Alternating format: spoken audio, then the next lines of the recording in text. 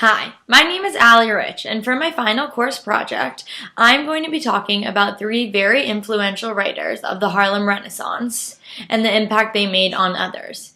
Langston Hughes, Zora Neale Hurston, and Countee Cullen all made their impact in the African American world of literature through their poems and stories. I focus on these specific people because they are all interconnected in one of their works, which I will later talk about. Good evening. Tonight, Mr. Langston Hughes, American poet, dramatist, novelist, lyricist, lecturer. He's in town to give a lecture at UBC, but he's here tonight to read poetry, his own poetry, to a jazz accompaniment. Langston Hughes was born in 1902 in Joplin, Missouri. He was an American poet, social activist, novelist, playwright, and columnist. He was one of the earliest innovators of jazz entry and was the most famous and influential leader of the Harlem Renaissance in New York. Hughes wrote about the period that the Negro was in vogue, which later turned into when Harlem was in vogue. Born to Caroline Mercy Langston, a schoolteacher, and James Nathaniel Hughes, both of whom were enslaved, as well as his grandparents. He grew up in many Midwestern small towns and traveled to Cuba and Mexico in hopes of escaping the racism in the United States. Hughes was raised mainly by his grandmother, Mary Patterson, in Kansas.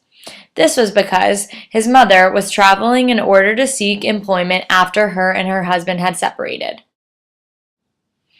Mary, Hughes' grandmother, instilled racial pride in him at a young age, which is a huge reason he became so influential. He first writes about his time spent with his grandmother in his autobiography, The Big C, where he states, "I was unhappy for a long time, and very lonesome living with my grandmother. Then it was that books began to happen to me, and I began to believe in nothing but books, and the wonderful world in books, where, if people suffered, they suffered in beautiful language, not in monosyllabuses, as we did in Kansas." Once his grandmother passed, he lived with a few friends till he moved back to Ohio to live with his mother. There he attended high school, where he became very involved, writing for the school paper, editor of the yearbook, and began his first short stories, poetry, and dramatic plays. He wrote his first jazz poetry in high school called When Sue Wears Red. After high school in 1921, he worked as a crewman aboard the SS Malone, where he traveled to West Africa and Europe. Later, he left the SS and stayed in Paris, where he started a short romance with Anne-Marie Coussy. While in England, he became a part of the Black refugee community.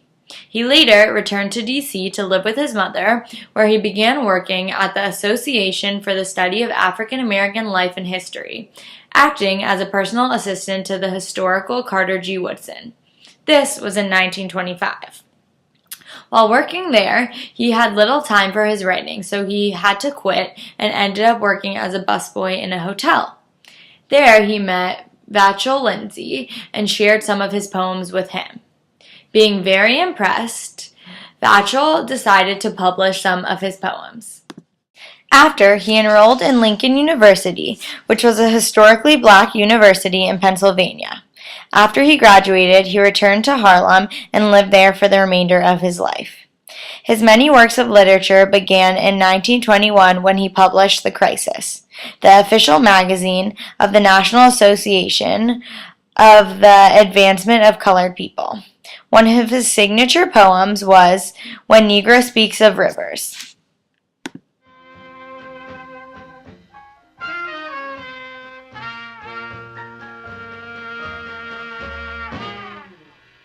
The sun's a setting. This is what I'm gonna sing. Sun's a setting. This is what I'm gonna sing.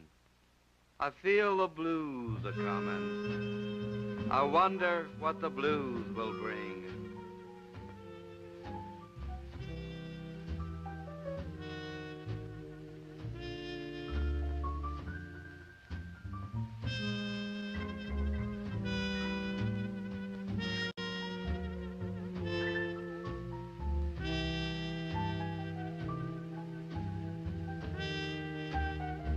Rolling a drowsy, syncopated tune, rocking back and forth to a mellow croon, I heard a Negro play.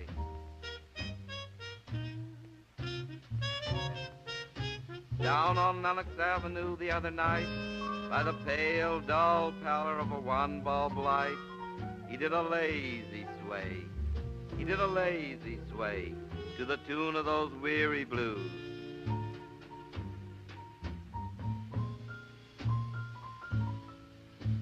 With his ebony hands on each ivory key, he made that poor piano moan with melody. Oh, blues. Swaying to and fro on his rickety stool, he played that sad, raggy tune like a musical fool. Sweet blues, coming from a black man's soul. Oh, blues.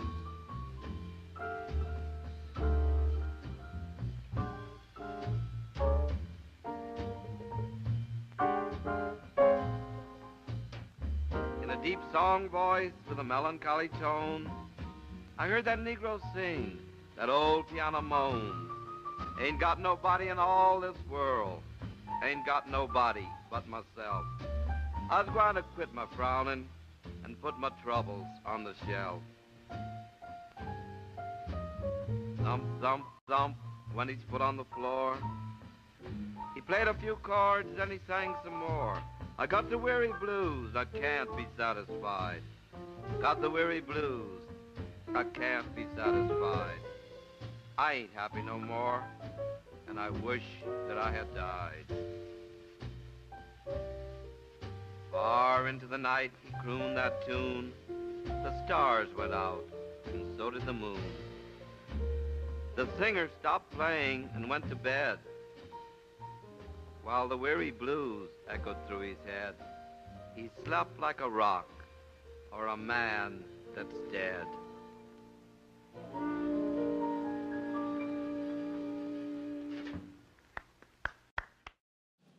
His first major book of poetry was written in 1926 called The Weary Blues.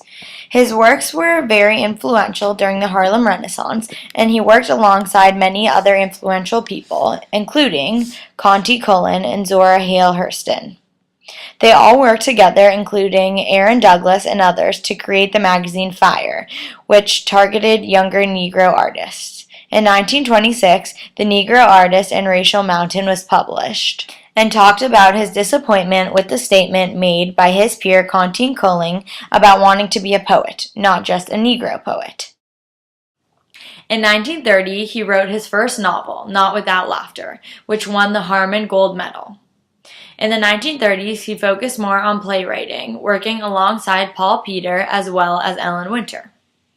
In 1934, Hughes published a collection of short stories, The Ways of White Folks, which portrayed stories revealing humorous and tragic interactions between whites and blacks. Soon after, he received the Guggenheim Fellowship. In 1941, he founded the Skyloft Players, which his goal was to nurture black playwrights. He then began publishing stories about a character called Jesse B. Simple, the everyday black man in Harlem. In 1949, he spent 3 months as a visiting lecturer at the University of Chicago Laboratory School. During his time there, he also served on the editorial board of Common Ground, which was a literary magazine that focused on cultural pluralism in the United States. While he was a mentor to all, he believed that some of the younger black writers who supported the Black Power movements like he did were often too angry in their works of writing. All of Hughes' work stressed racial conscientiousness and stressed that everyone should take pride in their race as well as their diverse black culture. The Negro speaks of rivers. I've known rivers.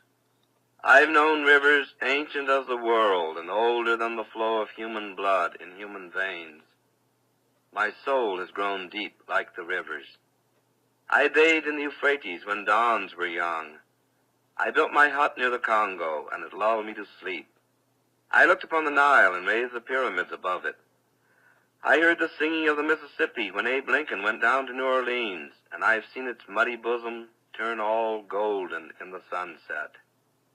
I've known rivers, ancient, dusky rivers. My soul has grown deep like the rivers. Zora Neale Hurston was born in 1891 in Alabama. She was the fifth of 8 children to John Hurston, a carpenter and a Baptist preacher, and Lucy Potts Hurston, a former schoolteacher.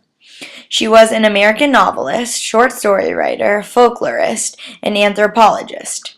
She had 4 major novels and more than 50 short essays that were published, as well as a plethora of plays and essays. In 1892, the Hurston family moved to Eatonsville, an incorporated self-governed all-black town north of Orlando, Florida.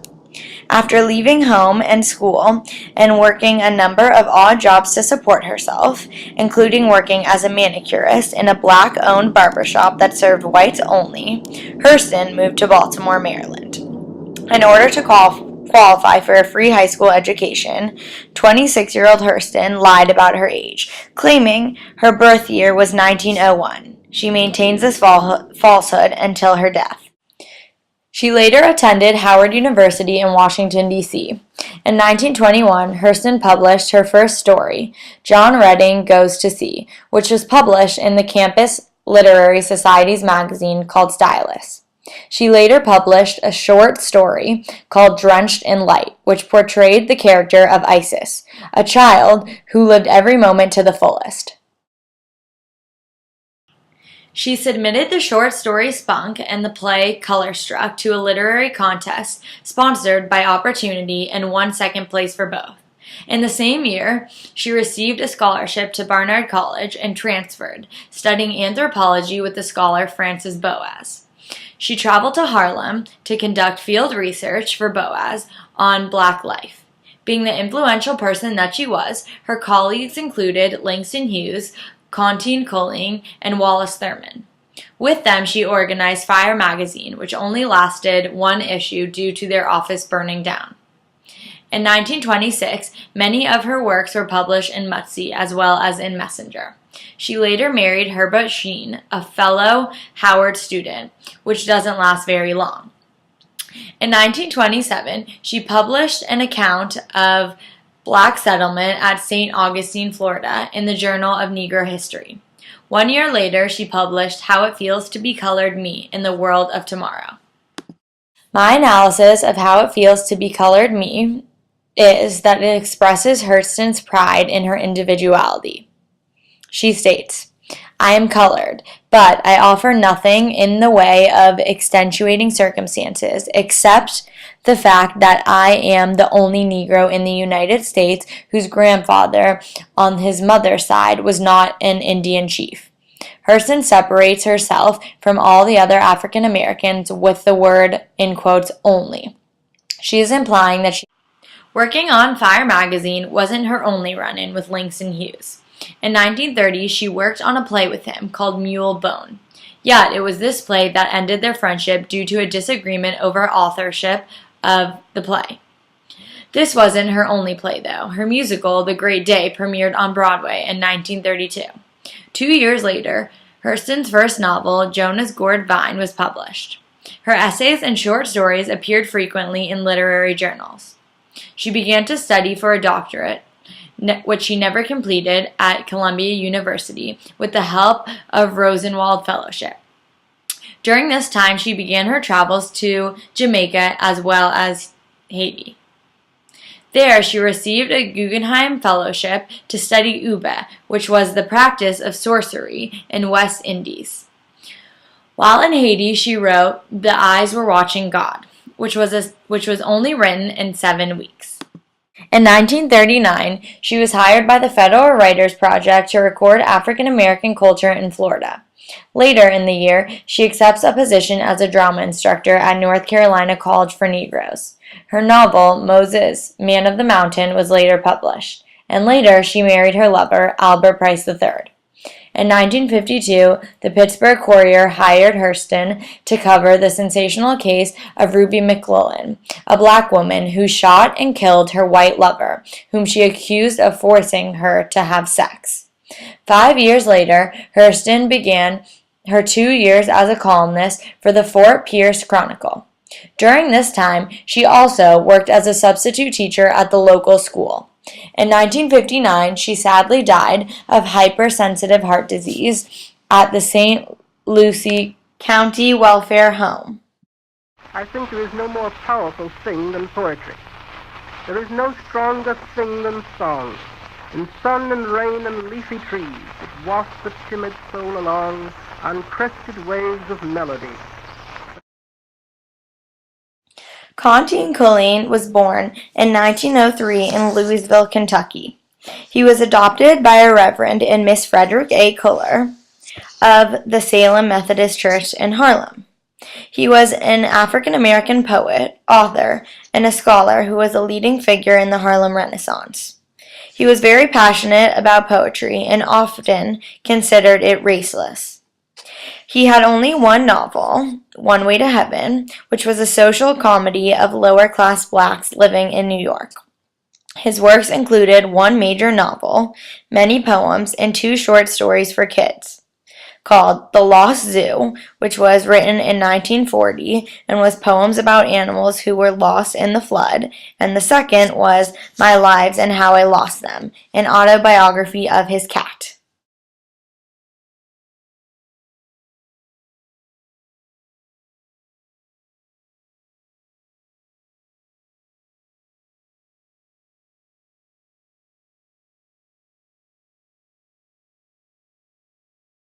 He later attended Harvard University, where he received his Master of Arts degree.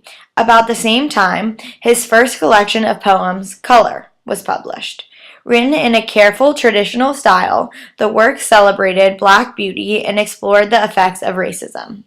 The book included Heritage and Incident, probably two of his most famous poems. What is Africa to me?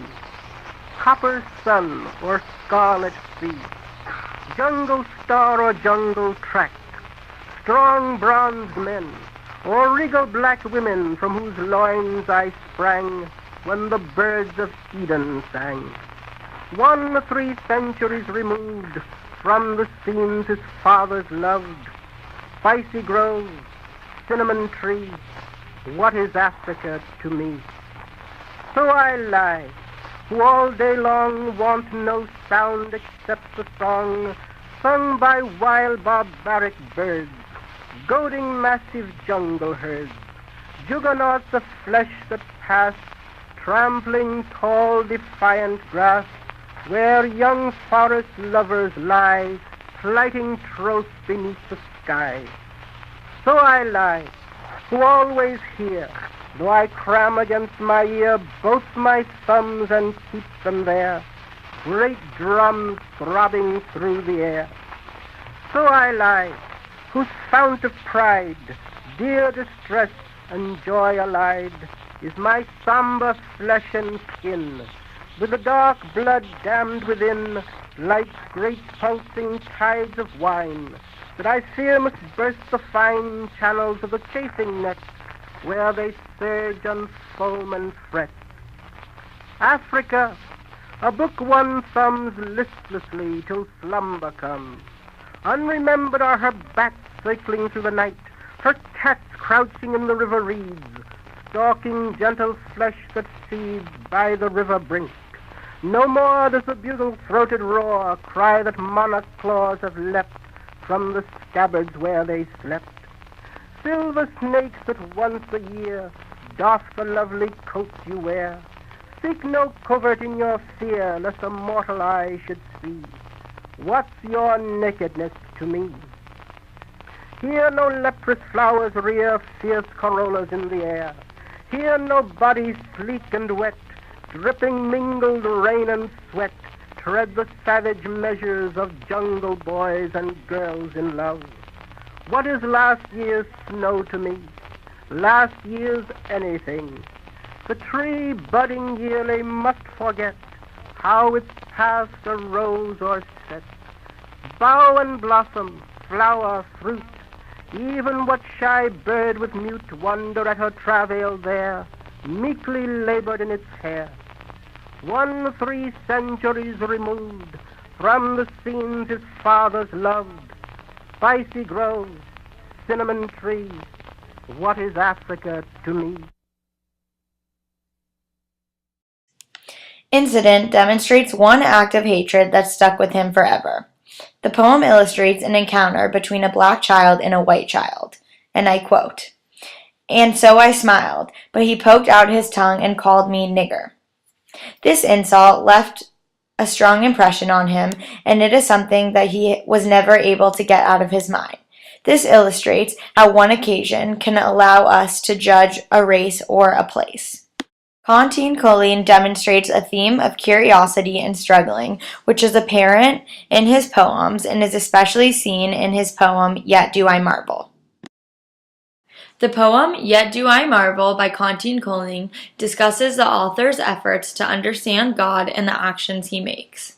This poem focuses on the confusion and doubts he has on the world and on the relationship between both God and humans.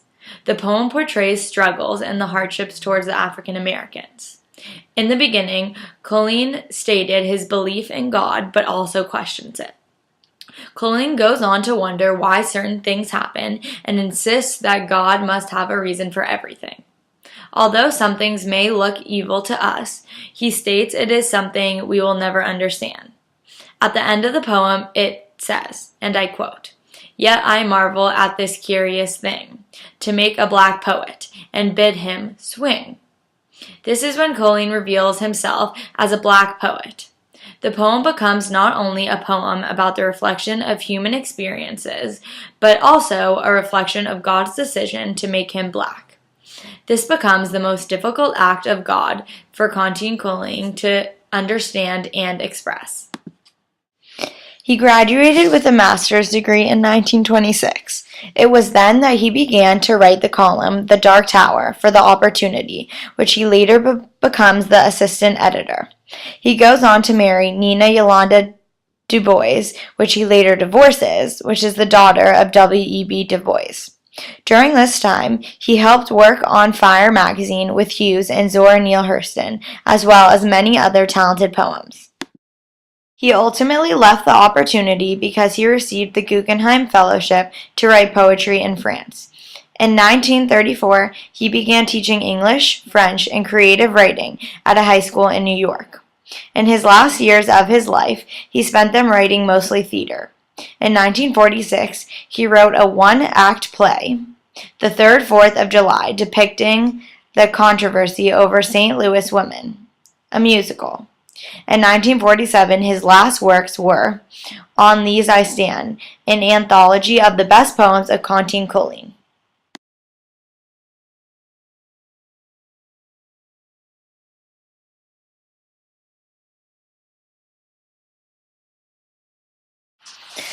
Fire was an African-American literary magazine that was published in New York in 1926. It only published one issue due to their offices being burnt down. The magazine's goal was to express the African-American experience during the Harlem Renaissance in a modern and realistic fashion. Its founders wanted to express the changing attitudes of younger African-Americans. Fire magazine wasn't your typical magazine. Rather, it explored edgy issues in the black community, such as homosexuality, bisexuality, interracial relationships, promiscuity, and prostitution.